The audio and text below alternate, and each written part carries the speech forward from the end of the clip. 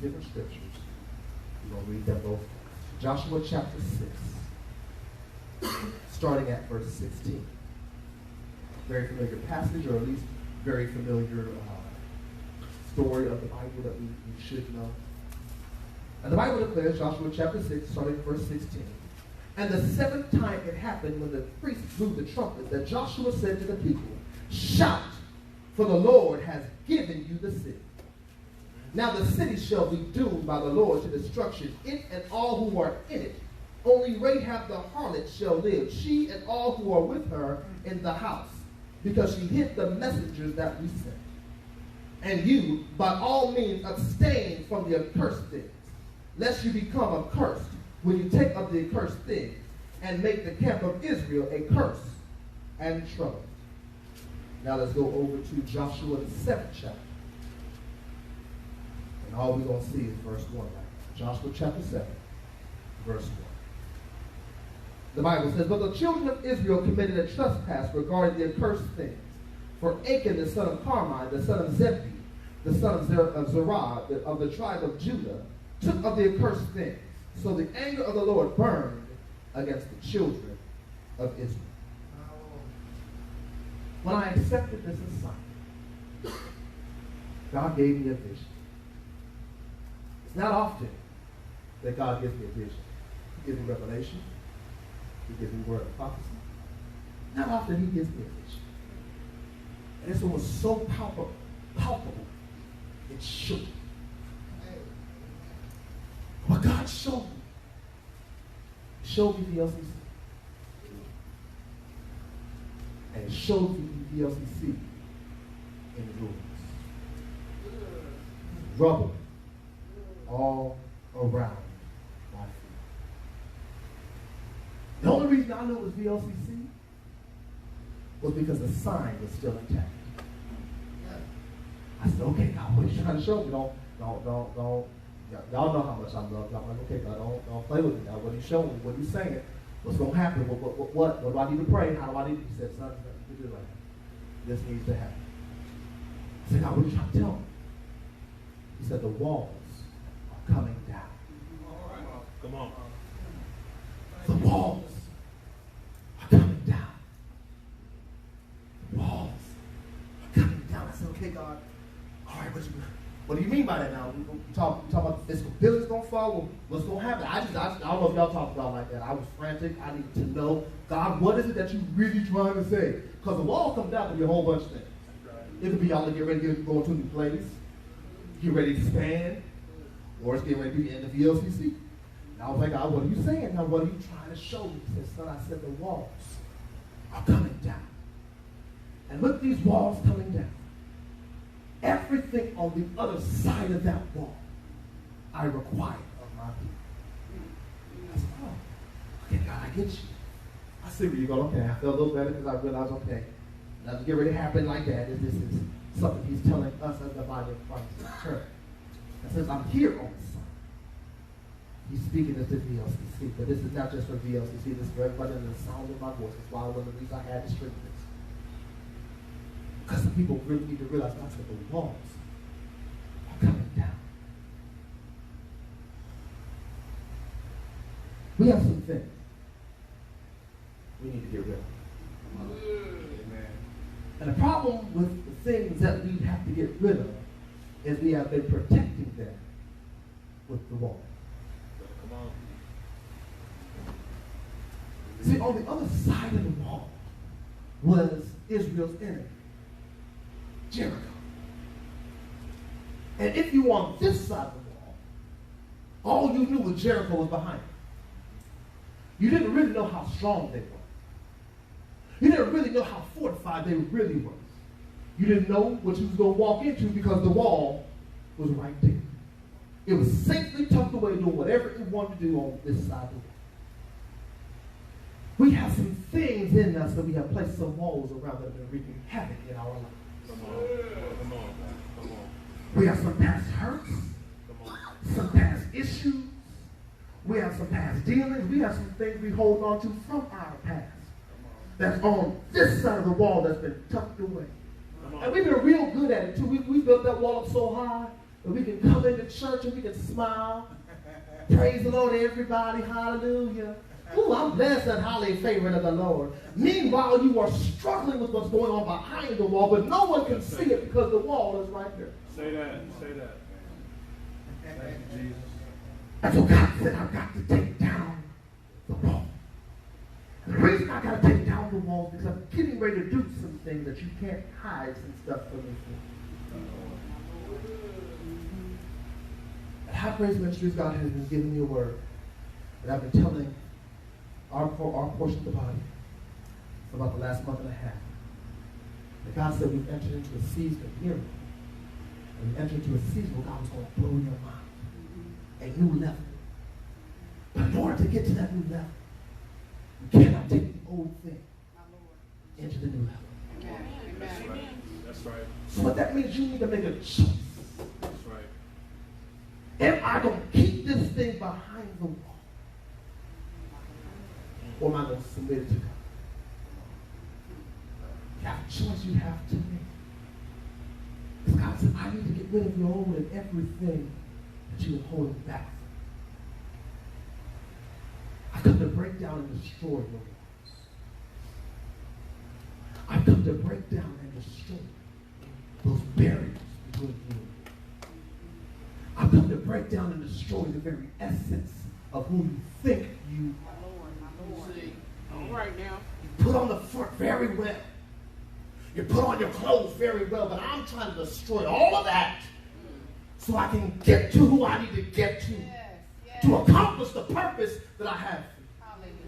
Come on, come on. You've identified yourself by this wall. If you know anything about Jericho, most nations would never come against Jericho because of the wall. They were a hard nation to fight because they could pick you off from a distance on top of the wall. You couldn't get close to them. And that's what's been going on the inside of us. It's been wreaking havoc with everything God has been trying to do because the wall was there. Yes, yes, yes. Individually and collectively so. God said the walls got to come down. Come on, man of God. So look at Joshua. God said to him, I've given you the city. It's already yours. All you got to do is march around, be obedient. Shout. Give me praise and worship. That's the part we like. We can do that. We can walk around the city. We can be obedient. We can say, okay, God, I'm going to come to church. God, I'll read your word. No problem. I got that. Got that. Mm-hmm. Yeah. I'll come. I'll lift up my hands. I'll even give you a couple Igbo shots. EKLC, Coke spelled backwards. I'll give you all of that. No problem. Give me that. I'll even knuckle your buck in the Holy Ghost.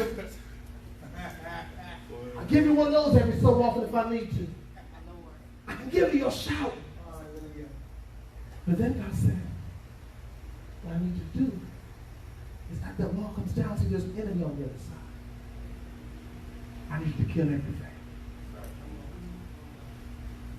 Everything on the other side of that wall got to go. And that's where you say, oh, God, hold on. You don't understand. My boyfriend's back on the other side of that wall. Don't nobody know, but I need him. I like him. He do me some good. You don't understand. My money, God's on the other side of that wall. I need my money because I got bills to pay. I got things to do. God, you don't understand. That past hurt that old dude did to me, that thing that happened as a child, that hurt, that pain, you don't understand. God, I can't touch that. I need that. Because truthfully, Because truthfully, can I be honest with y'all? Truthfully, some of us hold on to some of those hurts because it feels good. It brings us tension that we would not otherwise get if we weren't hurt. Let's talk real talk for a second. When the last time you saw somebody crying in your presence and didn't ask them what's wrong? And don't you do everything in your power to make sure that they're okay while they're in your presence? That's attention. You do realize everybody doesn't get that kind of attention all the time. Some people crave it. And they recognize, if I ever get fully delivered from this hurt, I'll lose the attention that I crave. So God, my attention's on the other side of that wall. Amen.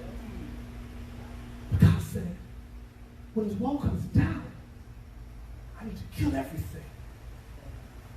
As a matter of fact, so you have a motivation to kill this thing, I'm calling the thing curse. Oh, amen. Amen. Every accursed thing, kill it. God said, I don't even want it as a sacrifice. You understand how bad something got to be for God to say, not only can you not have it, I don't want it. Come on. We talk about all the time in church how God will trade your ashes for beauty. He'll take your pain and give you glory. He'll take your hurt and give you joy. We talk about that all the time, but sometimes our pain is cursed and God don't even want it.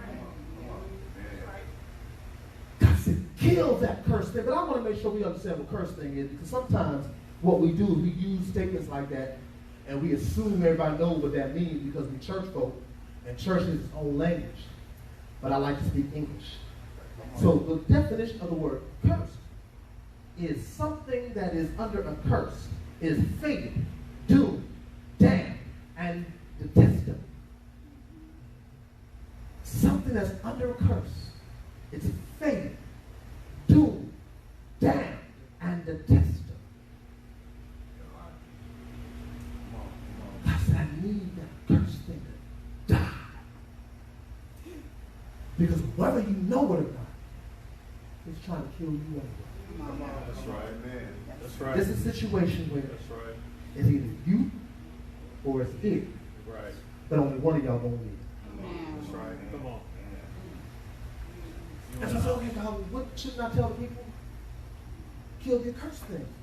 He said, they have to let you know the wall's coming down first. Because here's what happens. On the other side of that wall, you don't know if it's dead or not. You can say you killed it, and it still be living. Everybody on this side of the wall, hallelujah. Okay, let me make that practice. Y'all, we've been in church a long time. We've seen church folk come up to the altar, do an altar call. Oh, hallelujah! And they cry, thank you, Jesus. And the man and woman of God laid hands on them. And when they go back to their seat, they the same way. And all of that crying, all that hiccup-a-sign, all that bending over and falling back and swallowing up the mouth and leaving snot stains all on the carpet, to get up, go to your seat, and be the exact same person you were when the man or woman of God laid hands on you. That's because the wall is there. And I can show you whatever I want as long as the wall is there. But when the wall comes down, here's what has to happen. There's got to be a fight. That's right. Because on the other side of that wall is the enemy. And when you take down the enemy's barrier, he comes from it. So now, not only is he coming for you behind the scenes, the walls down now come from you openly. So all that hurt you've been trying to hide, everybody now can see. All that bitterness that you've been holding in your purse, everybody knows what's there now. All that stank attitude that you got that you don't think nobody knows about, now the wall is down there, everybody can see it. All those issues with your husband, your wife, your boyfriend, your girlfriend, your kids, whatever, now everybody can see. The thing you were trying to hide, now everybody can see. Now you got a choice. You can either let everybody see it or kill it. Because the moment the wall of Jericho went down, Jericho had to fight. Every person in their army had to fight now. Before, it was only the watchmen on the walls. They could stand there with their bow and arrow, pick you off from the wall. The archers, they were real good at what they did. Now the wall down. Now the swordsman's coming out. Because now we got to fight. Now the wall's down, the horsemen got to come. Because now we got to fight. When the wall comes down, the fight begins. And this is why God said, kill everything. Because I'm coming for you. Everything got to die. also read another verse in the 7th chapter of Joshua. Gentleman by the name of Achan. Wall came down. He was with the army of Israel. He fought. Yay! Killing folk. He was good to killing folk. I'll slice you up. Yeah, you got to go. But then he came across some stuff he deemed was too valuable to destroy. Well. Some stuff behind the wall. It's too valuable to take out. Let me make that practical. Some hurts that were just too painful that anybody see. Some struggles that were just too hard to admit I really had. Come on, man. The thing, the line is blank, that's so comfortable. I won't let it go. You ever see?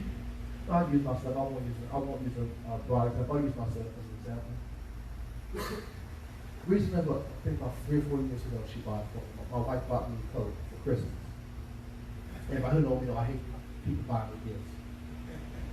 She bought me a coat for Christmas, and I was mad because I hate folks buying me gifts. But also, I had my leather jacket. I worked hard for this jacket. Harder than most. Stuff I had to put up with to be able to let it play ball. The people I had to deal with, dogging me and my family. This coat meant more to me than just the fact that I let it. It was symbolic of all the struggle I had overcome. That's right. That's right. And so she bought me the jacket, and in public, I threw a temper tantrum. I ain't asking y'all that. In public, at our friend's house, during a celebration, I threw a fit. I'm so mad you bought me this coat. What's wrong with the coat? I mean, I was so far out of pocket, you don't even understand. Wow. All the way out of pocket. To the point where my wife got quiet while she was in the kitchen. She don't think I saw her. She was out by the table and she had the knife in her hand. She said, okay, keep playing. I saw the knife in her hand. But that's how far out of pocket I was. She knew I wasn't going to do nothing. But just in case he had lost his mind for real, I'm going to let him know I can go there with him. But it was all because I wanted to hold on to that jacket. Come on, man. A jacket that I had not outgrown. But a jacket that was way too old in my past to be a part of my present and my future. Come on, man. Come on. It was valuable. It was on the other side of my wall. On the other side of your wall, you got your own form of that same jacket. It's just something I want to keep because I like it. I like hanging out with him. I like hanging out with her. I like doing what I do. I like my job. You don't think I will tell you to quit your job? Talk to my wife. We got fired on her day off because she wouldn't listen. Anybody seen the movie Friday? She's just like Craig. Got fired on her day off. God told her, quit your job. Look, I like the job. I need to do. I got stuff I got to do. Got my daughter I got to take care of. And God's good. The people like it. I'm good at the job. I'm going to keep quit the job. No, I like the job. I'm going to keep the job. So while she was on her vacation days, they called her in. Fired. For missing a meeting she wasn't supposed to be at because she was on her vacation. That was her woman. The thing on the other side of her woman. Her security. So Achan, we saw some stuff that was beautiful and too valuable to him to let go. And as a result, when he took it and hid it, the next battle that came across. Because when this wall comes down and this battle is over, you're going to be at another level. And when you get to this next level, what happens is you're going to start fighting some new battles. This was nothing more than an exhibition. The Battle of Ai was an exhibition for Israel. They should have waxed Ai. Ai wasn't nothing but like 7,000 people, if that.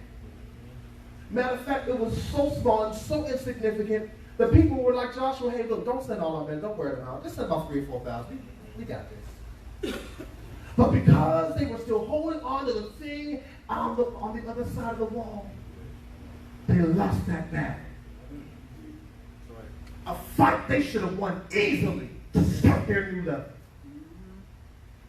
Wow. Decimated. Because they kept something God said is cursed. So God's bringing down this wall because he wants the cursed thing in your life. That thing you've been holding on to for about 10, 15 years. Those words you've been holding on to for about 10, 15 years. Those mistakes you've been holding on to for about 10, 15 years. The mistakes other people have made that you've been holding on to for about 10, 15 years. The time people let you down. You didn't think we're going to let you down. You've been holding on to it. Those sore spots. Wow. Those things that don't nobody know about, but every time you leave this place, you go home, in your house, sit in your living room, staring at you. So get on my bed. I promise you they talk to me one more time. If they don't let me do what I'm supposed to, I'm trying to do what I'm supposed to do. That's that thing that God wants. Because you're going to another level. And it's only going to allow you to be taken those who have killed what's behind the wall. Because the other portion of the story of Achan is this. Once they lost this battle of Ai, God spoke to Joshua. And God let him know there's sin in the camp. Somebody's holding on to some stuff. I told them to let go of it. And as a result, the collective can't move forward because the individuals. Right. Come on. I'm going to say that again so really marinate so you can understand how important you personally letting go is. God said, I can't allow you to move forward because there's sin in the camp. One person who held back on me is causing the collective to be stagnant. Come on. Come on. So when Joshua found out who it was, Joshua said, here what we going to do. Not only are we going to kill the cursed thing, but you and everybody you connected to got to die too. So either you kill the accursed thing, or because you held on to it, it's going to kill you. Let me make that nice and practical so there's no way you can misinterpret anything that God just said. In other words, either you submitted unto God, or God said, I'm leaving you and I'm done with you, taking my hands off. We oftentimes think in our mind that, oh, he's so forgiving. He ain't never going to leave me. I had this conversation with somebody on yesterday. He ain't never going to leave me. He said he'll never leave me nor forsake me, but he will take his hand up off you. When God gives you some instruction and you choose not to do it, he has the option of saying, I'm removing my hand from you. And in this season where he said, I'm trying to do some new things, I got some miracles in store. I got some things I want my people to go and be able to do. Some Satans I need them to take down, some territory I need them to claim. In this season where they're getting ready to do that, I can't have you and you're holding on to old stuff, taking what's new. I'm tired of my people drinking out of dirty glasses with fresh water. I'm tired of tainted meat being cooked and delivered to my people. Because you're bleeding all over the people when you get this mic in your hand. Your wounds are showing because you haven't allowed God to heal them up. And now as a result, we have a generation of people that barely know God. We're even allowing the old mistakes that we used to make hinder the new people when they make their mistakes. They can't get delivered because they never seen us be delivered. Come on. They can't get set free because we've never been set free. And so now we have a generation that barely knows God. And there is a generation that knows God even less. All because we love our wall. I said the walls have to come down. And you got to submit to me. The accursed thing. said submit, not surrender. Too often we talk about the surrendering unto God. God said, I don't want you to surrender. Because surrender means you gave it up because I beat you for it. I don't want to beat you for it. I want you to give it to me willingly. I want you to give me your fear that's holding you back from your purpose. The thing I told you to do that you can't do because you're scared. The thing I told you to step out on and do, you can't do it because you still got your wall of fear, and you allow that wall of fear to keep you from doing what I called you to do, and you won't even confront it. So now I'm bringing down the wall, and now you ain't got no choice but to confront it. It's coming in your face.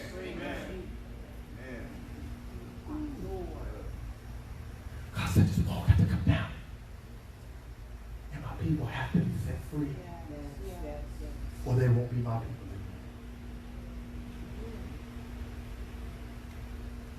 And so when Joshua and Israel got rid of Achan, most people never talk about the fact that in Joshua chapter 8, Israel went back up against Ai. And because there's no one now holding on to the past, they wiped the floor with Ai.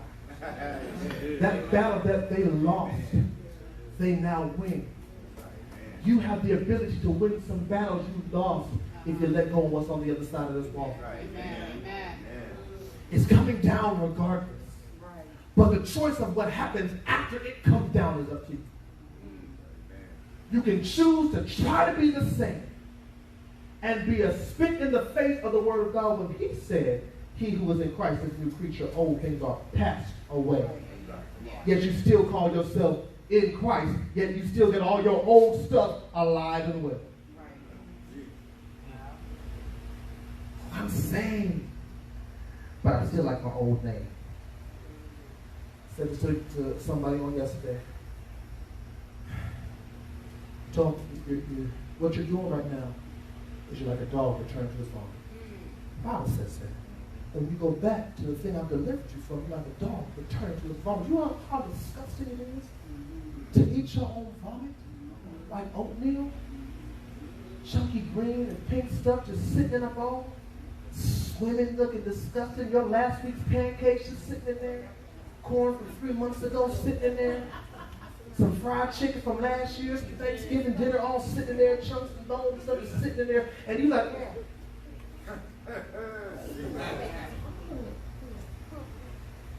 the disgusting image you have in your mind is the same disgusting image that's in the sight of God. Because every time you pray to God now, all he smells is the stench of your vomit. Because you're holding on to the old stuff. He was already angry and built the wall. But he said, I'm going to give my people a chance. I'm going to give them a chance to tear it down themselves. And they didn't tear it down. They came back again and said, I'm going to give you a chance. Take this wall down. I'm going to give you a chance to walk in your purpose.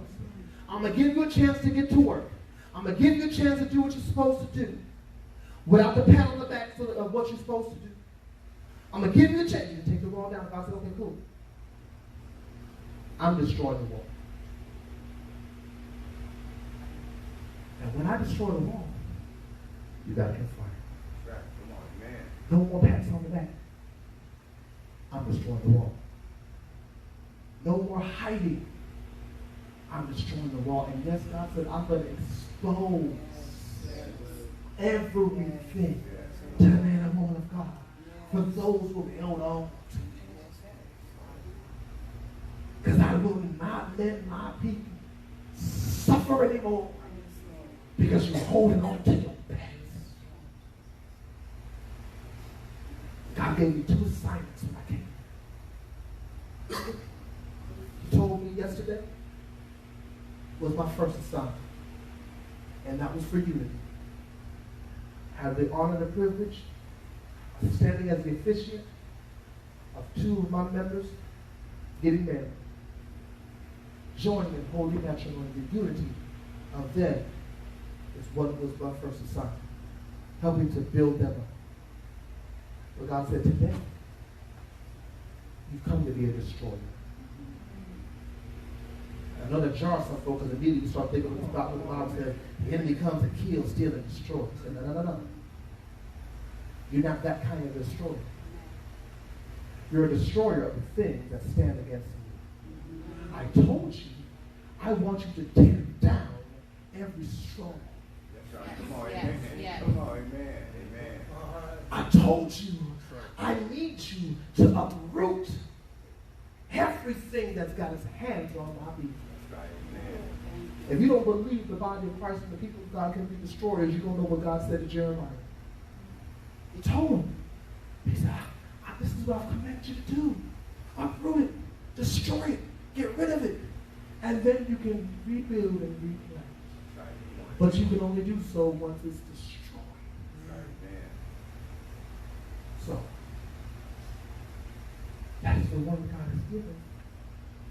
All is coming down. And you have a choice. You can submit unto God what's behind his wall. Your pain, your hurt, your children, your grandchildren, your ex, your current, your job, whatever it is. Your fear of your purpose. Come on, amen.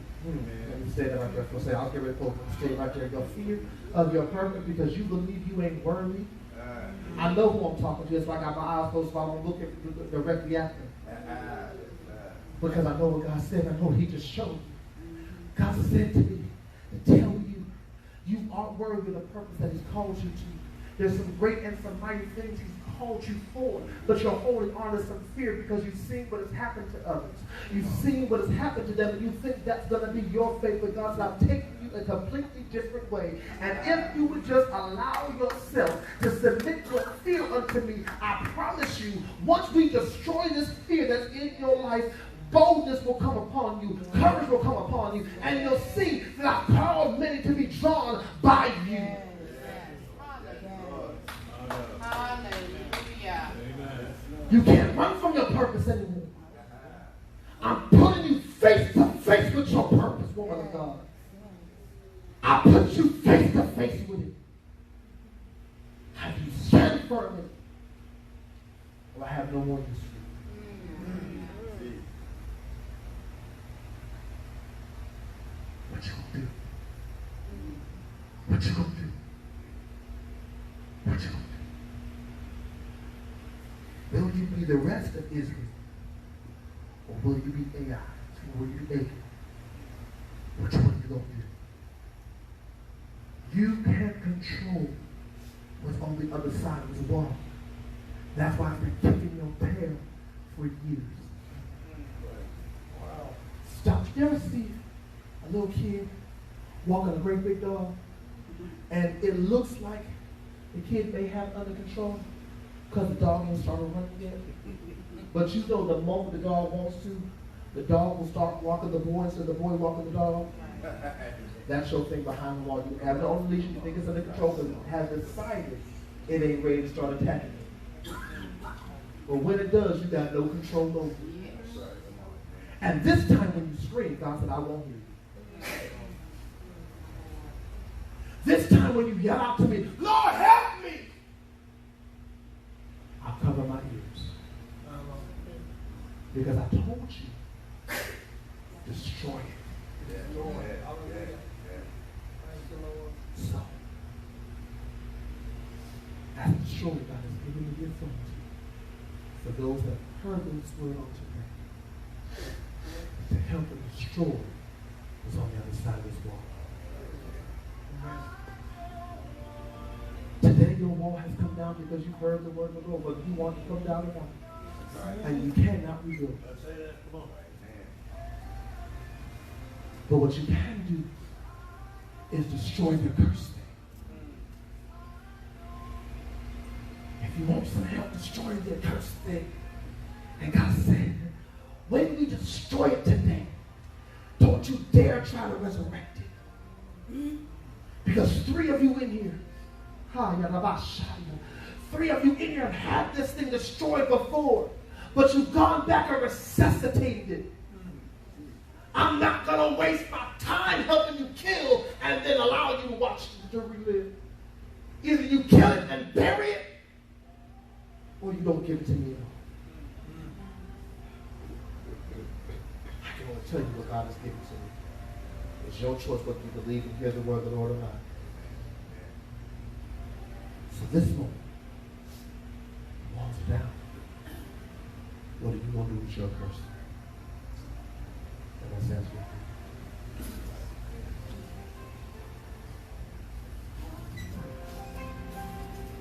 I told Pastor Williams, he and I talked earlier last week. So the word God gave me was a prophetic word of deliverance. I've given the prophetic. Now we're going to operate in the spirit of deliverance.